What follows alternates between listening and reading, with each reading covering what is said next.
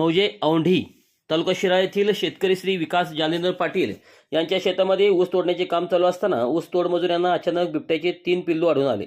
सदर घटनेची माहिती औंढी गावचे सरपंच सुशांत पाटील यांनी श्रीवंश रक्षक दत्तात्रय शिंदे यांना दूर धरून दिली।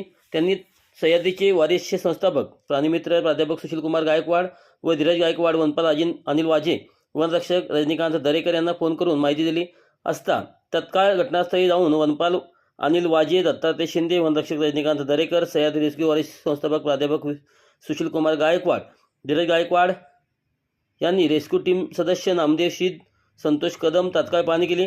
बिबट्याची 3 पिल्ले असल्याचे निदर्शनास आले। त्यात नर 1 व मादी 2 असून सदर बिबट्या पिल्ली ताब्यात घेऊन त्यांना कॅरेटमध्ये सुरक्षित ठेवण्यात आले। तसेच ऊस तोड मजूर यांना बिबट्याबाबत काय काळजी घ्यावी याची माहिती देऊन लहान मुलांची काळजी घेण्याबाबत सूचित केले।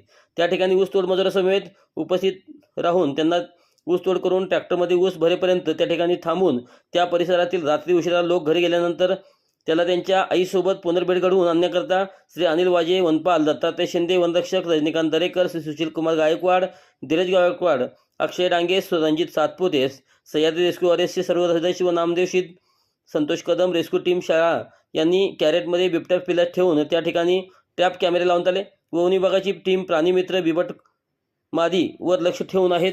तसेच त्या परिसरात ऊस तोडण्याचे काम संपेपर्यंत वन विभागाने आपली रेस्क्यू टीम तैनात करत असल्याचे अनिल वाजे, वनपाल यांनी सांगितले।